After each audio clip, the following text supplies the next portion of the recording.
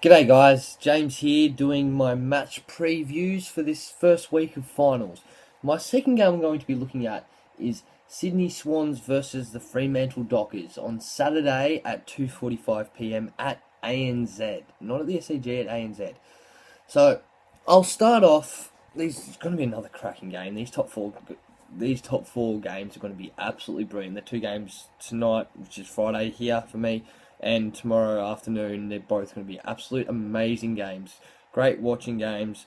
Since I won't be able to watch either of them, which is really disappointing.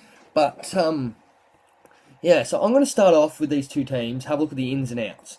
Now, Swans have had a heap of players come back out of injury, out of people being rested. Swans have Josh Kennedy, Lance Franklin, Mike Pike, Craig Bird, and Ben McLinn coming in for Shane Biggs, Dean Towers, Tom Mitchell, Sam Ninesmith, and Zach Jones, who are all omitted. A couple unlucky ones there, including Tom Mitchell, Shane Biggs, and Dean Towers. Towers really hasn't been performing. Tom Mitchell last week had a lot of the ball, but wasn't very efficient with it. Shane Biggs has been playing quite well, so it's all understandable. If there's any late changes to come in, probably be Tom Mitchell coming in. Maybe even Jeremy Laidler, depending on who goes out. But that's a very good team looking in. And coming into Fremantle, they've got Nate Five coming back in.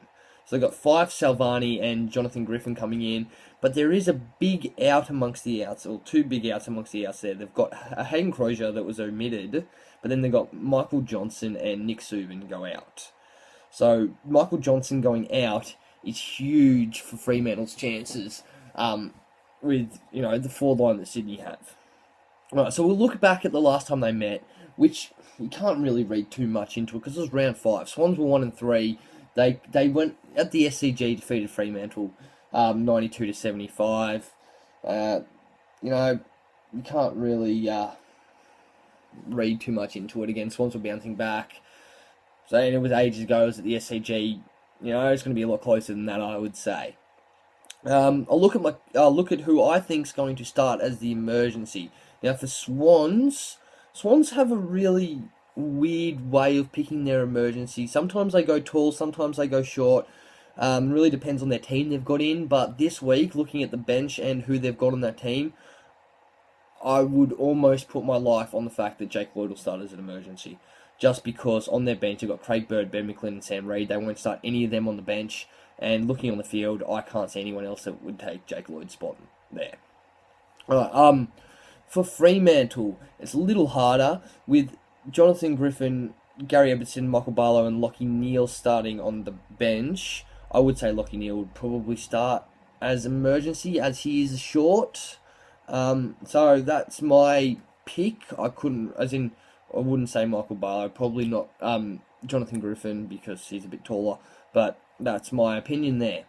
Alright, now I will look at some key matchups and some big points in this. Alright, you have to look at the Swans forward line first. That has to be dead centre. When you've got Lance Franklin, Adam Goods, Kurt Tippett, and Sam Reid sitting in that forward line, any defence is going to have a nightmare, especially with Michael Johnson out for Fremantle. So you look at Fremantle's back line. Zach Dawson will take one. But again, Zach Dawson does really well for his side. I know a lot of players say he's a spud, he shouldn't be playing footy, he's no good. But he's really good against that, bigger defender as such a small body that he is. And Alex Silvani will take one of the others. He'll probably be Zach Dawson on Kurt Tippett, and it'll probably be Alex Silvani on Lance Franklin. I don't think either of them can win that battle, but that's just my opinion. But then, who are you going to put on Adam Goods, and who are you going to put on Sam Reid? With that backline with Tendai Mzungu, Daniel Pearce, Paul Duffield, and Lee Spur. Right, Lee Spur generally takes a small forward. Paul Duffield can take that medium. But they don't have any other players that can take the big ones, especially with Michael Johnson out. If Johnson was out, he probably would have taken Goods or Reid. But that's going to be really tough. But, again, we don't know. The midfield battle could nullify that. Second pointer I want to go into is who is Ryan Crowley going to go to?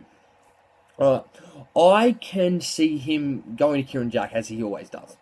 Now, Kieran Jack is probably in one of the better form players for Sydney. He hasn't had the break, whatever. He could go to Josh Kennedy, could go to Luke Parker, who's been playing really well. But if you can nullify that Kieran Jack factor, that is probably what you'll end up doing. But again, Swans do have that run to the ability to not play with only one midfielder. They can give it off to Josh Kennedy, Craig Bird, Ben McLean. There's a ton of them. Jared McVeigh's playing off half forward line, but he'll go through the midfield. We don't know. Swans are so versatile in that position. So we'll wait and see who Crowley goes to. I want to have a look at the ruck battle. Now, Aaron Sandilands will basically destroy Mike Pike, in my opinion. Only thing is the hit-outs to advantage.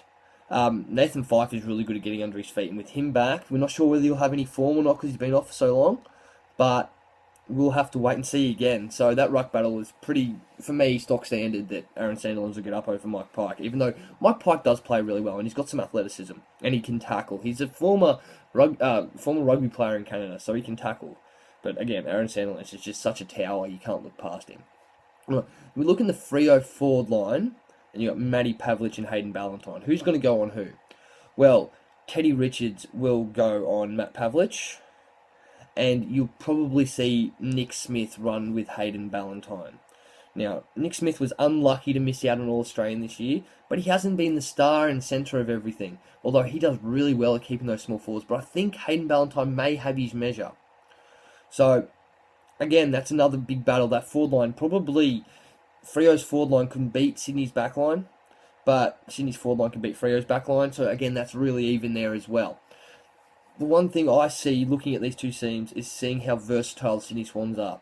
When you've got Gary Rowan playing on the wing and Harry Cunningham playing full forward, Gary Rowan can easily play forward and Gary Rowan can easily play back. So if you get an injury in the back line, Gary Rowan can play in that half back line, or on the full back line even. And Harry Cunningham's got more legs than... I'd rate Harry Cunningham over Lewis Jetta at the moment. He's playing a much better brand of footy. So, and again, Lewis Jetta's not even starting on the bench. So, it's going to be a big, big tussle. And coming into the game, Swans have the names, but Freo just find a way every time they play. So, it's going to be a lot closer than it looks on paper, I would say. So, yeah. Alright, going into who I think would win and why. Well, it's a tough one for me. And as you know, I am a Swan supporter, if you've seen some of my last videos. I'm tempted to go with Fremantle, just because of the fact that they do fight and they're coming in with a bit more form, but I don't think they can win.